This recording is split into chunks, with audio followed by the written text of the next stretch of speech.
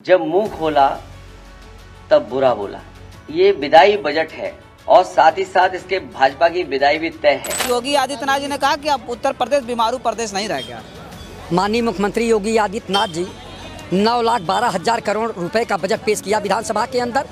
कहने के लिए बहुत भारी भरकम बजट है। इससे पहले उन्होंने भी बजट पेश किया था, लेकिन ये देख लीजिए कि इनका बजट जाता कहाँ है।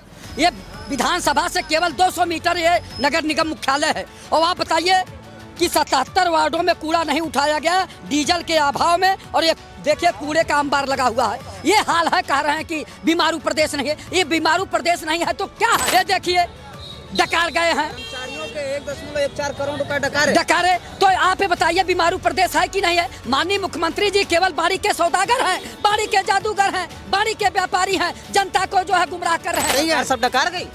अब ऐसा तो नहीं है, पैसा कैसे डकार जाएगा सरकार? देखिए भाजपा के नेता ही कह रहे हैं कैसे डकार। मैं भी भाजपा हूँ, सुनो। मैं भी भाजपा हूँ, मैंने भी भाजपा को वोट दिया है। इन्होंने नहीं दिया, खाली हमने भी वोट दिया है। हम ही लोग मोदी को भगवान बोलते थे। यहीं पे खड़े होते, मोदी जी भगवान है। 500 में तेल खरीद लूंगा, 300 में पेट्रोल खरीद लूंगा, 1000 रुपए में सिलेंडर खरीद लूंगा, हम ही लोग बोलते थे। जवाब आपको देना है कि ये पैसा कहाँ गया, किस मद में गया, आपने कहाँ खर्च किया। आपने शिक्षा में खर्च किया, कहाँ स्वास्थ्य में खर्च किया।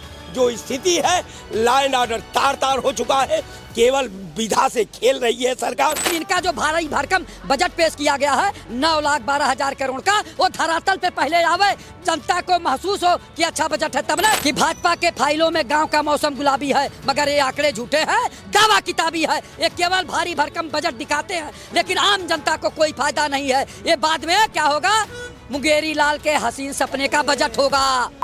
साथियों नमस्कार, मैं हूं रजनीश और आप जन आदर्श भारत देख रहे हैं। उत्तर प्रदेश की विधानसभा में जो सत्र चल रहा है, बजट सत्र, अब यूपी का बजट भी आ गया है।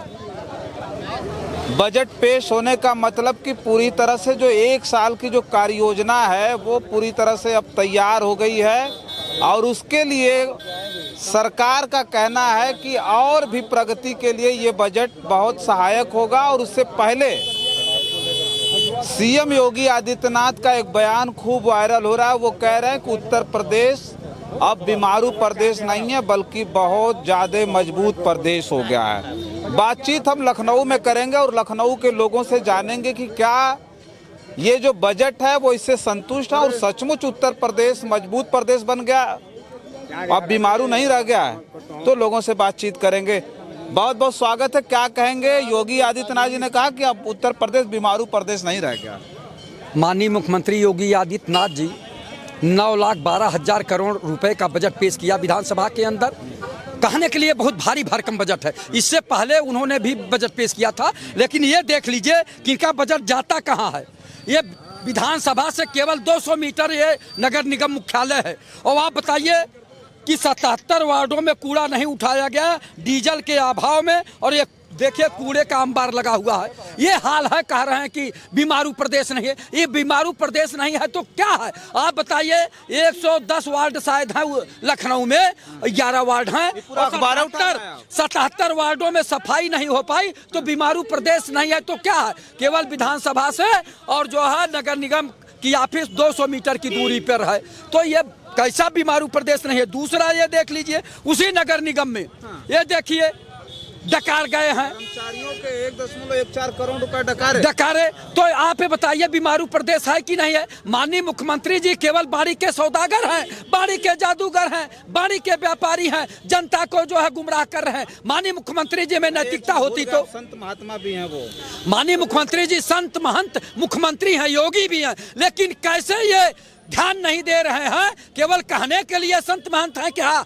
अगर इनके अंदर संत महंत और योगी की तपस्या होती तो ये जो भ्रष्टाचार हो रहा है ये अब तक रुक गया होता। लेकिन इनका जो भारी भरकम बजट पेश किया गया है 9,12,000 करोड़ का, वो धरातल पे पहले आवे, जनता को महसूस हो कि अच्छा बजट है। तब ना किसानों की आय दोगुनी हो जाए, बेरोजगारों को रोजगार मिल जाए, महंगाई समाप्त हो जाए, और ये जो आउटसोर्सिंग बच्चे कर रहे हैं 8-10 हजार रुपए पे, उनका वेतन 18,000 हो जाए, तब न महसूस हो कि बजट अच्छा है। ये गरीबों का खून चूस रहे हैं, और केवल ये बजट दिखावा का है, ये धरातल पे कुछ नहीं होगा। मैं फिर कहना चाहूंगा कि भाजपा के फाइलों में गांव का मौसम गुलाबी है, मगर ये आंकड़े झूठे हैं, दावा किताबी है। ये केवल भारी भरकम बजट दिखाते हैं, लेकिन आम जनता को कोई फायदा नहीं है। ये बाद में क्या होगा, मुंगेरी लाल के हसीन सपने का बजट होगा। तो मैं कहना चाहूंगा माननीय मुख्यमंत्री जी से कि पहले तो आप भ्रष्टाचार और घुसखोरी समाप्त करिए प्रदेश से, तब इस बजट का फायदा होगा। नहीं तो ये लोग लूट लेंगे। इनके एमएलए जिस जिले में है वहां हवेली, लखनऊ में हवेली, नोएडा, गाजियाबाद, नैनीताल में हवेली, लखनऊ के अगल बगल 200 बीघे का कृषि फार्म, 7 फॉर्चूनर और लैंड क्रूजर और डिफेंडर गाड़ी तक खरीदे हैं। अब तो हवाई जहाज, हेलीकॉप्टर भी खरीद रहे हैं। तो ये कहां से ले आए माननीय मुख्यमंत्री जी, पहले इनका देखें। और जो विकास निधि 5 करोड़ की होती है, ये विधायक एमएलसी लूट ले रहे हैं, भ्रष्टाचार कर जा रहे हैं। माननीय मुख्यमंत्री जी पहले इसको रोकिए, तब जाके विकास होगा। श्रीवास्तव जी, ये बताइए, भारी भरकम बजट आ गया है। योगी आदित्यनाथ जी कह रहे हैं अब उत्तर प्रदेश बीमारू प्रदेश नहीं रह गया, मजबूत हो गया। बजट पर क्या आपका ओपिनियन है, क्या कहेंगे, कैसा बजट? देखिए, ऐसा है कि भारतीय जनता पार्टी की सरकार है।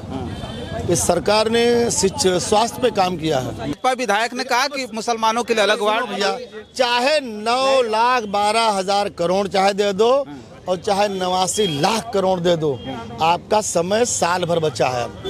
साल भर में आपका क्या, किसका समय साल भर बचा? चुनाव कितना दिन बचा है? केशव प्रसाद मौर्य बोले 47 तक कुछ सोचने की जरूरत नहीं, भारतीय जनता पार्टी सरकार रहेगी। आपकी पता लगेगा, जो ये सवर्ण समाज एक तरफा सवर्णों की पार्टी भारतीय जनता पार्टी होती थी, सवर्ण समाज ने पार्टी बनाया है, भाजपा को प्रधानमंत्री बनाया है, भाजपा का मुख्यमंत्री बनाया है, उखाड़ के फेंकने भी काम करेगा। आप ही अकेले विरोध करते हैं, सुनिए, आप ही अकेले विरोध। पूरा सवर्ण समाज सुनिए, 8 तारीख को दिल्ली पूरा जाम होने, अस्पतालों में ठेकेदारों का पैसा मरा हुआ है। बजट आ रहा, खर्च नहीं कर पा देखिए, मैं जो झूठ बोल रहा हूँ सुनिए, कल आप चले जाइए, एक अस्पतालों में ठेकेदारों की लिस्ट निकलवाइए, लाखों लाख रुपए, करोड़ों करोड़ रुपए ठेकेदारों के बाकी हैं, और सब लोग ठेकेदार रो रहे हैं कि मेरा पैसा दे दो।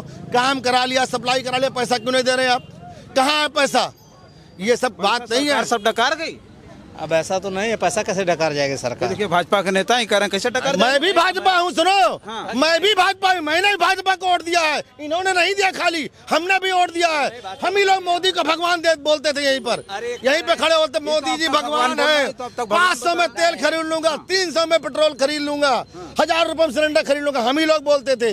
लेकिन हमारे बच्चों को बर्बाद करने वाला जब कानून लाया गया, हमारे ऊपर SC एक्ट लगता था, हम बर्दाश्त कर लेते थे।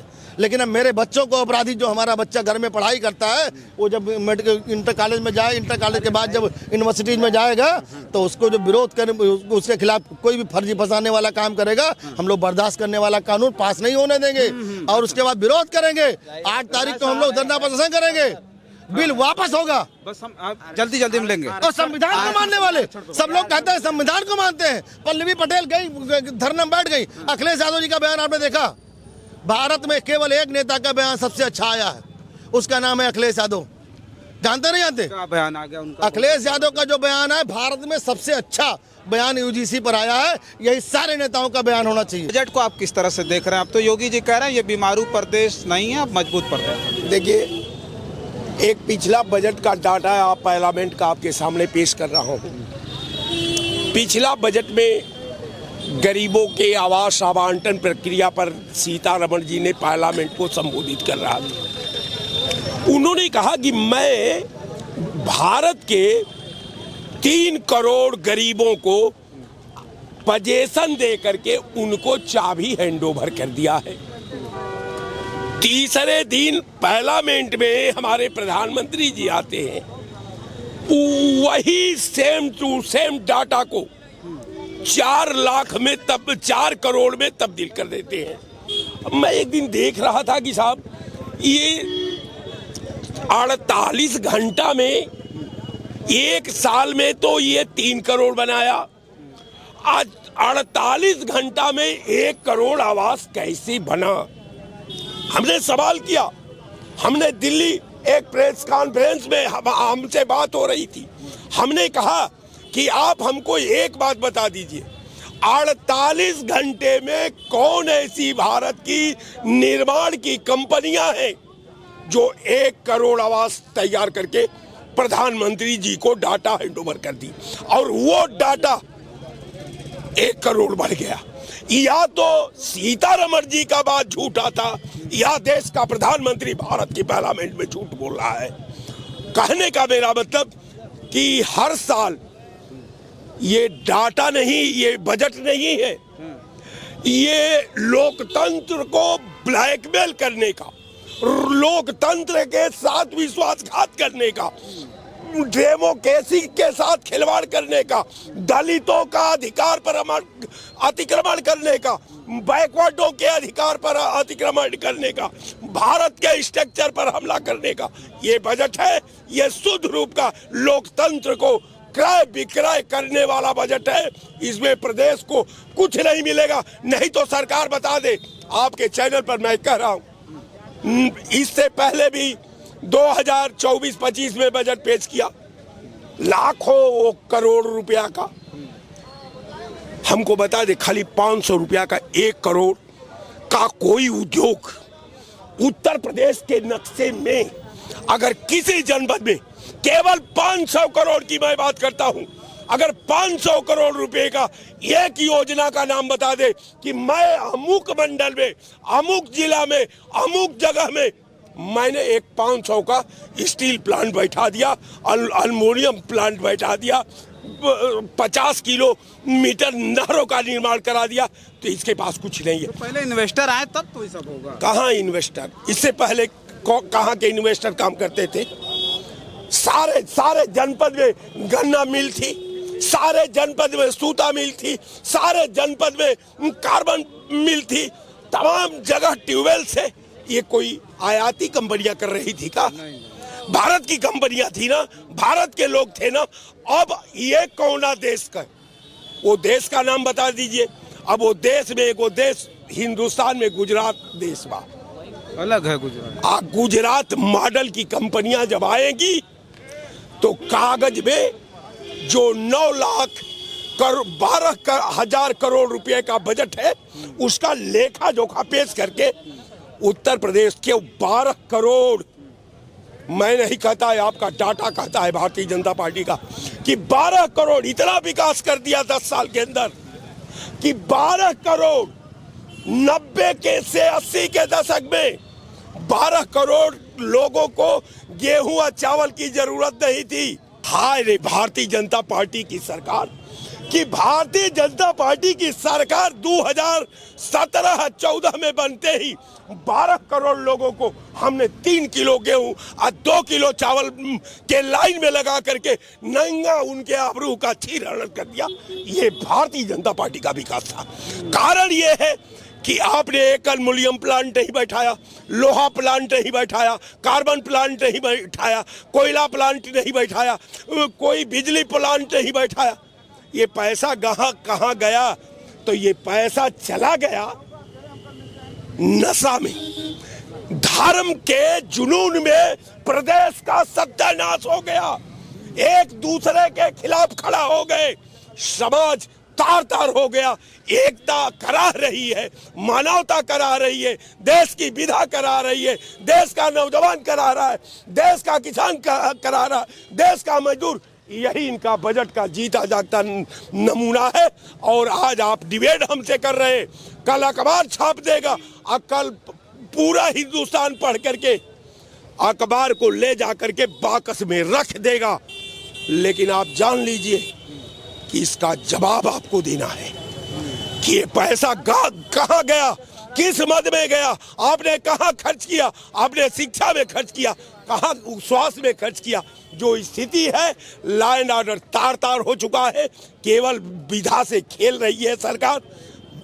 इसकी जो नापाक पॉलिसी है, ये देश के हित में नहीं है, ये आवाम के हित में नहीं है, ये किसान के हित में नहीं है, ये मजदूर के हित में नहीं है, ये संविधान के हित में नहीं है, ये स्वास्थ्य के हित में नहीं है। केवल भारतीय जनता पार्टी अपने हित में प्लान बना रही है और उसी प्लान को मूर्त रूप दे रही है। जय हिंद। चलिए ठीक है, देखिए बजट आया उत्तर प्रदेश का, तो उसके बाद जो दावा है सत्ता पक्ष के लोगों का, वो कहा जा रहा है कि ये भारी भरकम जो बजट है उत्तर प्रदेश का वो ऐतिहासिक है। लेकिन वहीं लोगों से हम बातचीत कर रहे थे और बातचीत करके ये जानना चाह रहे थे कि क्या उत्तर प्रदेश के लोग सचमुच में ये मानते हैं कि उत्तर प्रदेश बीमारू राज्य नहीं है बल्कि मजबूत राज्य हो गया है। उसे लेकर के हमने चर्चा की, बातचीत लोगों से की। इस पर आपकी क्या प्रतिक्रिया है कमेंट बॉक्स में ज़रूर लिखकर के बताइएगा। धन्यवाद।